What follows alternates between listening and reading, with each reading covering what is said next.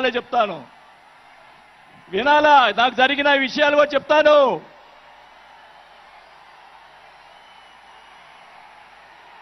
ఆ తర్వాత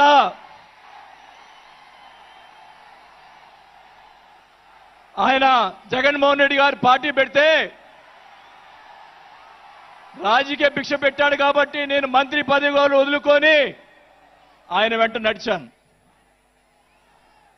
నేను 4 సంవత్సరాలు మనోహర్ గారికి తెలుసు, 4 సంవత్సరాలు మంత్రి ఉంది నాకు. అయినా కానీ నాకు రాజకీయ భిక్ష పెట్టాడు కాబట్టి, మానవత్వం అనేది ఉంది కాబట్టి నేను ఆ రోజు ఆయనకి తలిచాను. కానీ ఏం జరిగింది? నాకు మంత్రి వదిలిపెడితే మంత్రి ఇచ్చి మంత్రి తీసేశాడు. అవన్నీ నేను కూడా బాధపడిన. నేను మంత్రి అనేది ఐ డోంట్ కేర్. ఆ రోజు 4 సంవత్సరాలకే వదిలిపెట్టాను. నేను ఒకటే చెప్తా ఉన్నా,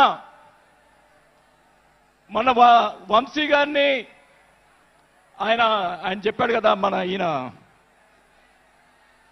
సినిమా యాక్టర్, ఆయన పేరేంటి, పోసాని మురళి గారు, వాళ్ళని అరెస్ట్ చేస్తే ఈయన పోయి జగన్మోహన్ రెడ్డి గారు పోయి వాళ్ళని పరామర్శిస్తాడు. నేను ఒకటే చెప్తా ఉన్నా, రఘురామకృష్ణరాజు గారిని నిన్ను ఏదో మాట్లాడితే ఆయన లోపల పెట్టించి, కుదగొట్టించి, కాలు చేతులు ఎర్రగొట్టించి లోపల పెట్టించావే. 17 సంవత్సరాలు ముఖ్యమంత్రిగా చేసినటువంటి చంద్రబాబు నాయుడు గారి కుటుంబాన్ని, భార్య గురించి మాట్లాడితే వాళ్ళకి బాధ కలగదా అని అడుగుతా ఉన్నా.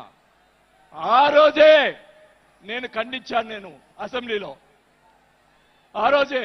అలాగే మన నాయకుడు పవన్ కళ్యాణ్ గారు, ఆయన గురించి మాట్లాడావు పోసాని మురళీకృష్ణ గారు.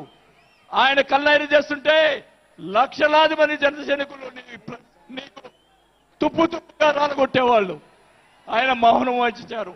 నేనైతే చెప్తా ఉన్నా, కుటుంబాన్ని అలా మాట్లాడారు కాబట్టి వాళ్ళని 9 నెలలు, ఇంకా 9 నెలల తర్వాత అరెస్ట్ చేశారు. నేనైతే గవర్నమెంట్ ఇచ్చిన మరుసటి రోజే లాఠీతో రాలగొట్టించి లోపల వేయించేవాడిని కూడా ఈ సభకు అర్థం చేసుకుంటా ఉన్నా. చేసినటువంటి దుర్మార్గాలు ఎక్కడ పోవు, దుర్మార్గానికి ఎక్కడికి పోవు. ఒకటే చెప్తా ఉన్నా,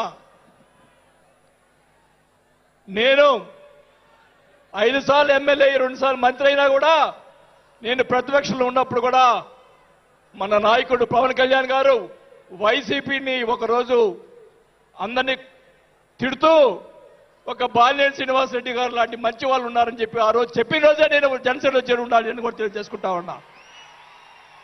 ఆ రోజు చేరకపోవటం నా దౌర్భాగ్యం.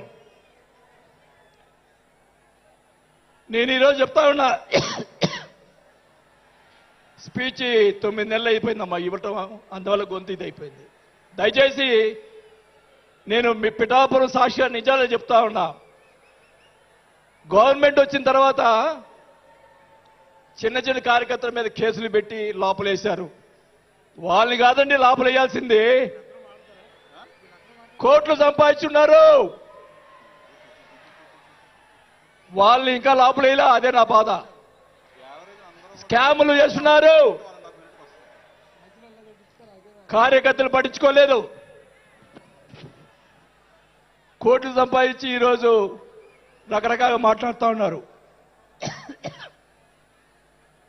పవన్ కళ్యాణ్ గారి గురించి మొన్న మాట్లాడాడు జగన్మోహన్ రెడ్డి గారు. ఏదో కౌన్సిలర్ అన్నాడు, ఏదో అన్నాడు. అయ్యా జగన్మోహన్ రెడ్డి గారు, మీ నాన్న దయతోటి నువ్వు ముఖ్యమంత్రి అయ్యావు. మీ నాన్న అంత అడ్డు పెట్టుకొని, మా నాయకుడు ఇప్పుడు జనసేన నాయకుడు పవన్ కళ్యాణ్ గారు స్వశక్తితో ఈరోజు లక్షలాది మంది అభిమాన పాత్రులు అయ్యాడని గుర్తుపెట్టుకోవాలని కూడా తెలియజేసుకుంటా ఉన్నా. మీ నాయనతోటి వెనక ఒకసారి ముఖ్యమంత్రి అయ్యావు, ఇంకా చూద్దాం.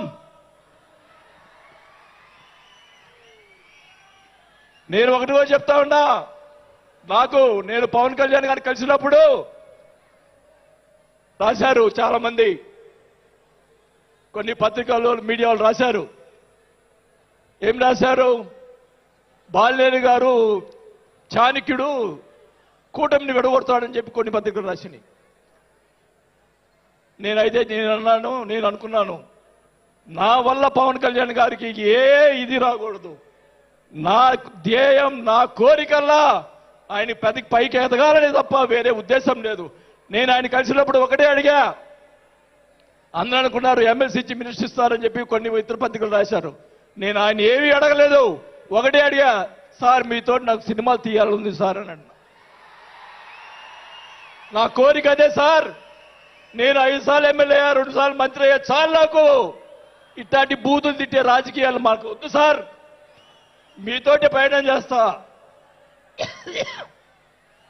జనసేనని నా సాయశక్తులా నేను చేయగలని మా జిల్లాలో